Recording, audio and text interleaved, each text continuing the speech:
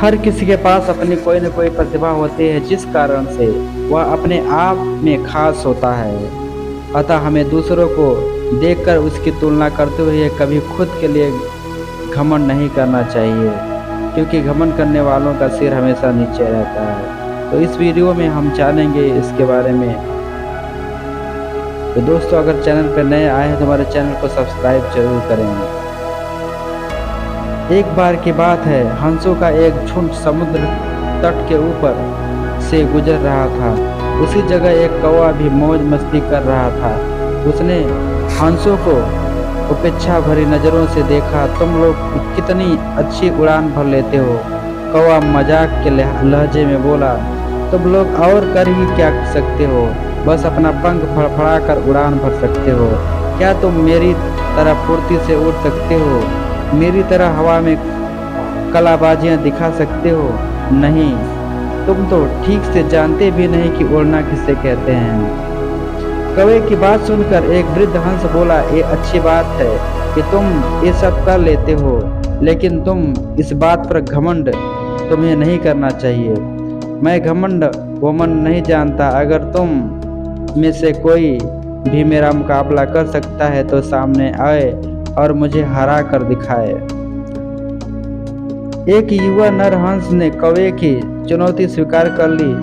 यह तय हुआ कि प्रतियोगिता 2 चरणों में होगी। पहले चरण में कौवा अपने कर्तव्य दिखाएगा और हंस को भी वही करके दिखाना होगा, और दूसरे चरण में कौवे को हंस के कर्तव्य दोहराने होंगे। फिर प्रतियोगिता शुरू हुई। पहले चरण की शुरुआत कौवे ने की और एक से बढ़कर एक कलाबाजियां दिखाने लगा। वह कभी गोल गोल चक्कर खाता तो कभी जमीन छूते हुए ऊपर उड़ जाता। वहीं हंस उसके मुकाबले कुछ खास नहीं कर पाया। कौवा अब और भी बढ़ बढ़कर बोलने लगा, मैं तो पहले ही कह रहा था कि तुम लोगों को और कुछ भी नहीं आता। फिर दूसरा चरण शुरू हुआ। हंस ने उड़ान भरी और समुद्र की तरफ उड़ने लगा। कौवा भी उसके पीछे हो लिया। ये कौन सा कमाल दिखा रहे हो, भला सीधे सीधे उड़ना भी कोई चुनौती है? सच में तुम मूर्ख हो, कौवा बोला। पर हंस ने कोई जवाब नहीं दिया और चुपचाप उड़ता रहा।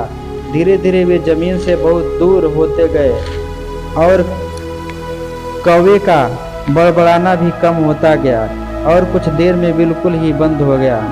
कौवा अब पूरी तरह थक चुका था, इतना कि अब उसके लिए खुद को हवा में रखना भी मुश्किल हो रहा था और वो बार बार पानी के करीब पहुंच जा रहा था। हंस कौवे की स्थिति समझ रहा था, पर उसने उससे अनजान बनते हुए कहा, तुम बार बार पानी क्यों छू रहे हो? क्या ये भी तुम्हारा कोई कर्तव्य है?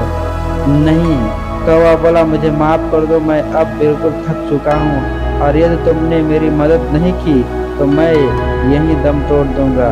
मुझे बचा लो, मैं कभी घमंड नहीं दिखाऊंगा। हंस को कौवे पर दया आ गई। उसने सोचा कि चलो, कौवा सबक तो सीख ही चुका है, अब उसकी जान बचाना ही ठीक होगा, और वह कौवे को अपनी पीठ पर बैठाकर वापस तट की ओर उड़ चला।